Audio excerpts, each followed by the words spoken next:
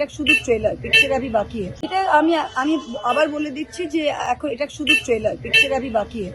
আমাদের ভোট 29 তারিখ, 27 তারিখ লাস্ট ডে অফ ক্যাম্পেইন। আজকে 14 তারিখ, আগামী 13 দিনে আপনি দেখবেন এর আরো খেলছে। ওরা এখন ভাবছে যে এই ভয় দেখিয়ে এই কেসটা, যেটা একটা কুকটাপ কেস, আমার ক্ষেত্রেও যেরকম ছিল, এই কেসটা বহুদিন থেকে চলছে। ইডি তো নিজের থেকে আসতে পারে না, ইডি একটা প্রেডিকেট অফেন্স লাগে, মানে একটা সিবিআই বা অন্য কারো অফেন্সের মাধ্যমে ইডি পিএমএলএ বিটটাকে দেখে। ইডি তো খালি পিএমএলএ দেখতে পারে, তার উপরে কিছু দেখতে পারে না। তো এই কেসটা কয়লা কেলেঙ্কারি আজকে থেকে নয়, কবে থেকে চলছে।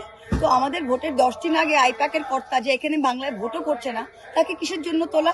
তাও অ্যারেস্ট। সে তো একবার গেছিল, আপনারা ডেকেছিলেন, ও কোঅপারেট করেছে, জমি নথি দিয়েছে, আপনার নথি জমা দিয়েছে, তারপরে আবার ডেকে সোজা অ্যারেস্ট।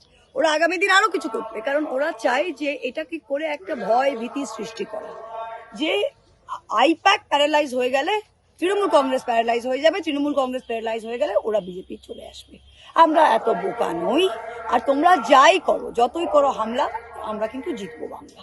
আর তোমরা যা খেলছো, আমরা সবকিছু এক্সপেক্ট করেছি। আর আমাদের ডবল কেন, ট্রিপল প্রোটেকশন করেছি।